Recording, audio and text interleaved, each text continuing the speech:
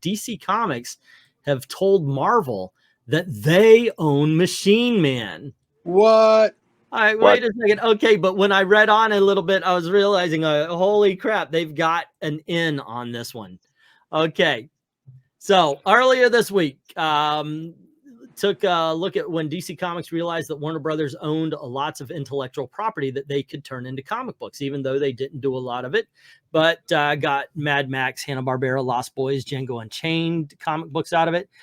But I did discover that as part of the journey, DC Comics decided that they owned Marvel's Machine Man character, all because he began as X-51, a character in the Jack Kirby adaptation and continuation of the Stanley Kubrick movie 2001: A Space Odyssey. This is his first appearance. Which Marvel actually owns, yeah. Published by Marvel in the 70s, and because Warner Brother owns that movie that the comic book was based on, they own the character. I also understand that DC Comics has now informed Marvel that they believe they own Machine Man, and future publication may entail some elaboration maneuvers in the copyright indicia, I always say that wrong, on Marvel's part in order to comply with various copyright trademark requirements.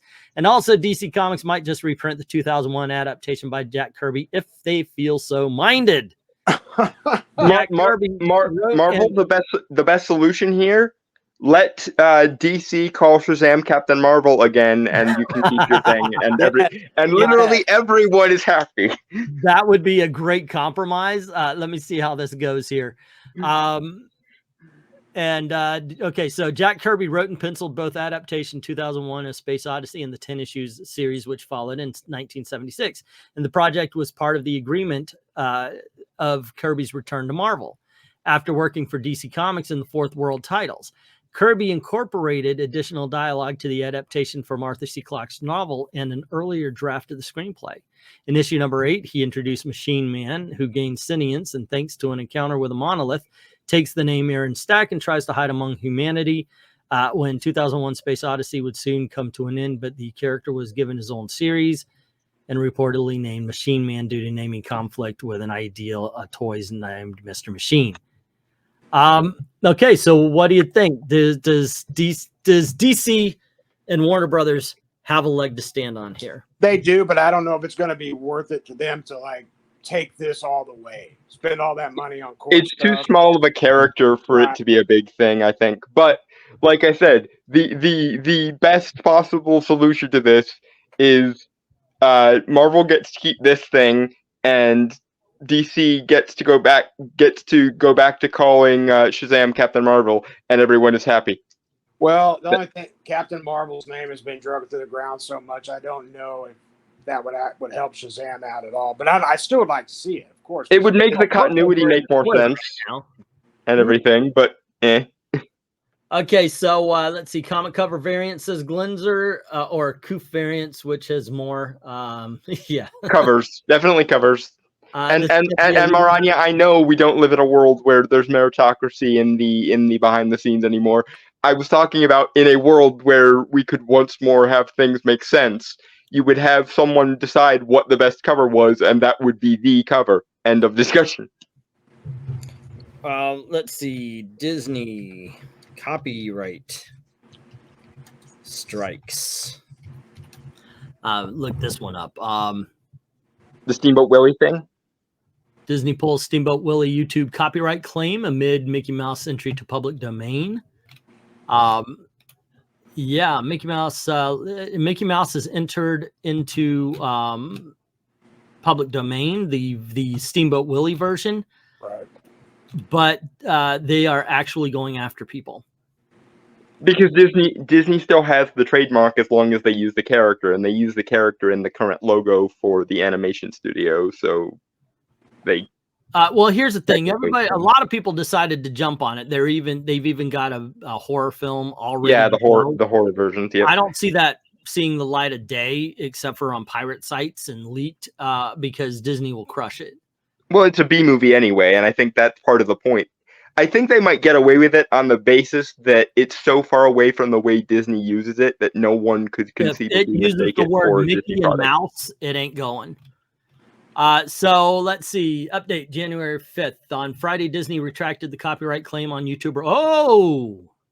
Okay, let's see. Did you read the update here? Plus the original story. Planning to utilize new public domain works featuring Mickey Mouse this year. Well, here's a case you should certainly pay attention to. So, did this guy win? That's the. I think so.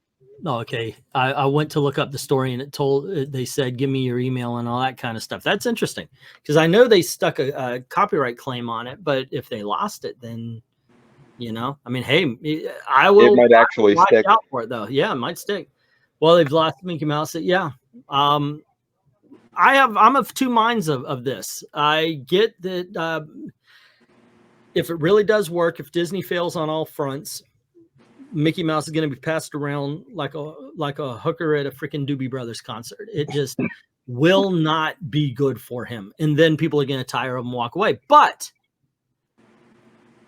and I'm not saying you should do this.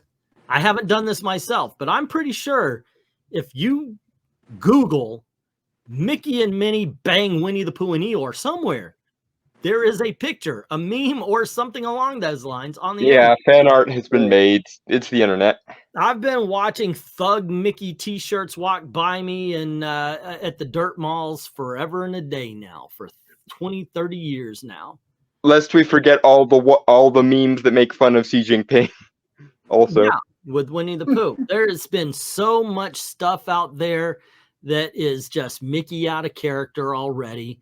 The best I would say Disney could do, let them have their fun. Go on ahead. You're going to get tired of it after a while. Doesn't matter. Yeah, no one is going to mistake this for your stuff anyway, so yeah, what are you losing? The truth is, if you want real Mickey Mouse, Disney still has their channel. Disney's still putting out comics and cartoons, and you know what? Their freaking cartoons are freaky.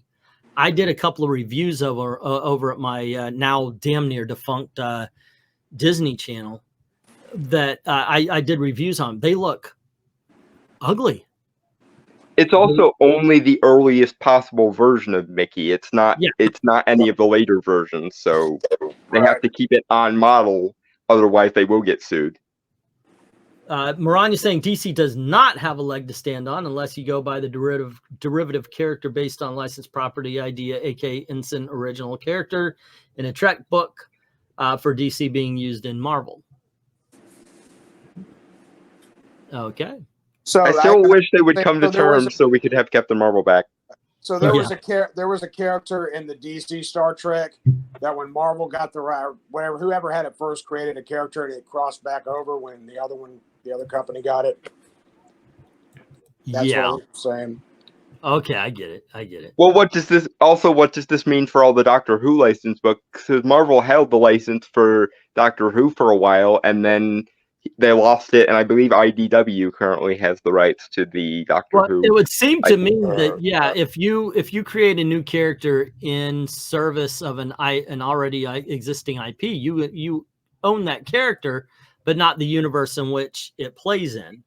So you would have to find a reason to get them into your own universes. But like for example, there was a villain of Doctor Who called Lamite who first appeared, I believe, in the Marvel Doctor Who books, and that character was brought into a special recently, when David Tennant came back for the second time. So if Doctor Who is not now owned by Disney, and for all we know, we're all owned by Disney at this point. But if he's not owned by Disney, then Doctor Who would have to pay Marvel or Disney, whomever, in order to use the character. That would just be the fairness of it. I have a SpongeBob shirt. It was approved. The people who own them. Yeah, I see it all the time now. You go to the T-shirt things. I've got a couple of them. A couple of T-shirts listed myself. But if you go to those, you'll see a whole bunch of drawings of IPs. People take them and they draw their own thing and they use it, and it's been around forever and a day. So once again, I don't want to see Mickey Mouse as a serial killer, but on the other hand, that shit's probably out there somewhere. I've seen. It's not going to rise to anything more than a B movie anyway. Yeah, I've How seen does South South Park Park? have Mickey Mouse beat the shit out of George Lucas. You know, it's just or Steven Spielberg. It's How been does done. South Park get away with using that likeness of Mickey? The Yeah. what is it? 6, Oh, 7. it's fair done it? use. It's parody. Yeah. Okay. Right. Mhm. Right. Which, Same by the thing way, with Family Guy going tough break, Jew Mouse. Haha. which, by the way, fair use did not count when we were talking over silent trailers. One less than a minute of a silent trailer last week when we were talking about TV shows. None of them went through. All of them, but then again, nobody objective or actually looks at those. It's you. If somebody says, "Oh, you're copyright claimed," the people who judge whether or not it's an actual violation are the people who made the claim. So I could literally go to Dalton's channel and claim one of his videos that doesn't have me in it and say that's mine. And the person that has to appeal, he'll have to appeal that to is me. It's a bullshit system, but that's what they do. Yeah. Thank you, Joe, for clarifying that. Apparently, according to British law, the people who create the characters for Doctor Who still own the characters, and so BBC has to actually pay the people or the descendants of the people if they want to use them. Now, that's the Good way to to know. do it. That's the way to do it. That would have solved a lot of problems, and Steve Ditko might have died happy. Yeah. Definitely Bill Finger would have. Yeah. But- It does pain me that for as much creative input that Ditko did on Doctor Strange, he never really got the full credit he deserved for it. Yeah. This is Maybe kind of- there will be a Steven documentary someday. Let's see, what else could we find? Winnie the Pooh Blood Honey director explains why he's not adapting Steamboat Willie. Okay, there's a what we're talking about story here. Let me share this out, see what we got. Because I ain't gonna get sued. All right. Today. Let's see, this is from CBR, and it is, let's see what he has to say.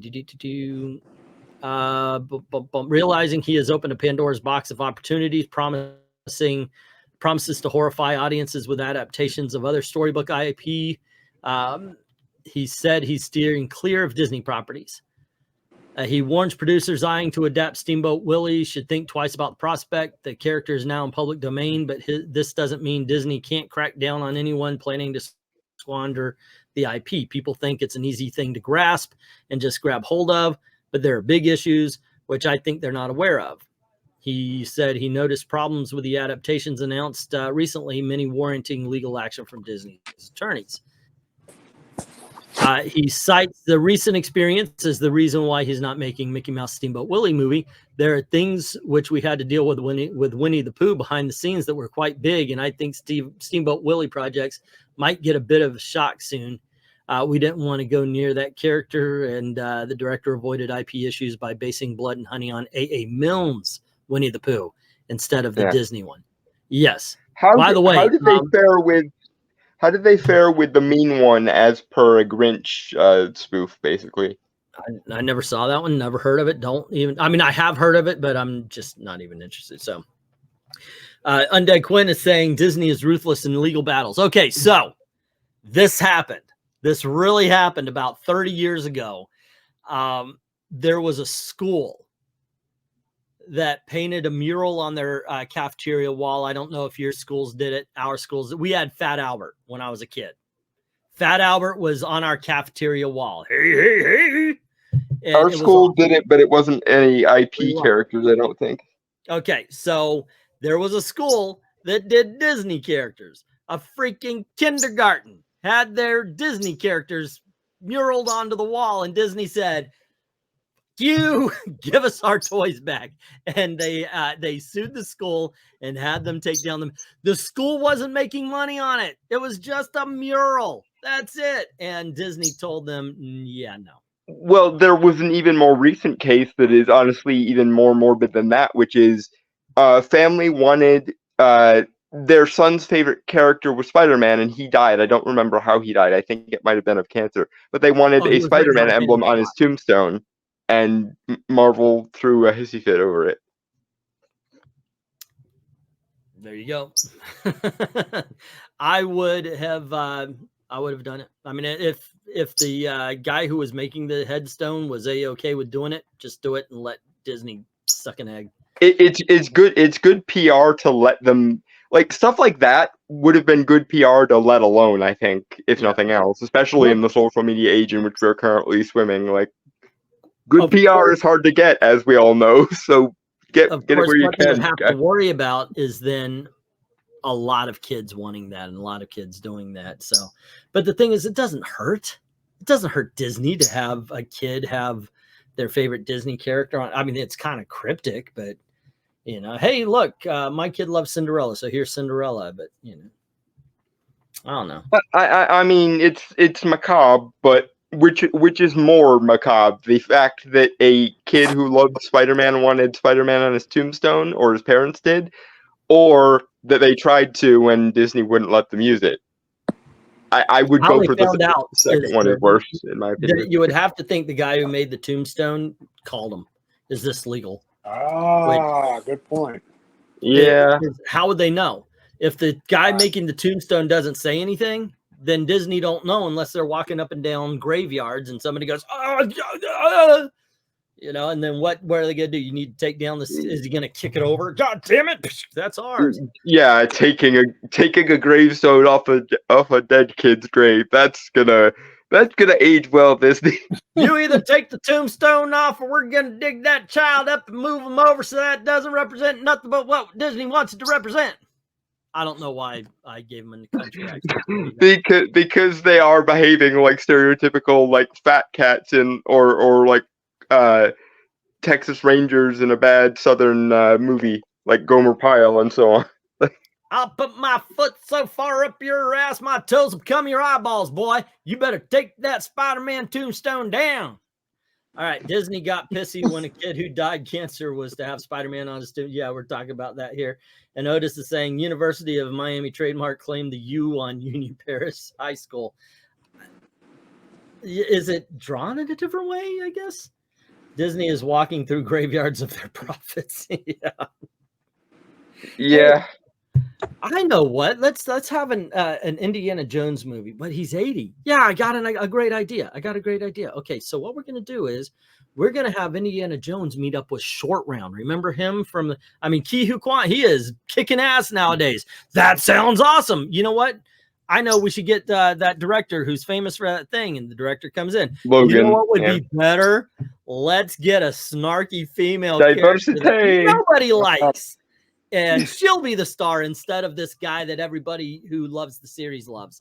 Yeah, great. Also, Indy's son from the last movie, yeah, we'll kill him off screen. I know he was Shia LaBeouf, but we could have recasted him. But let's just kill off the character.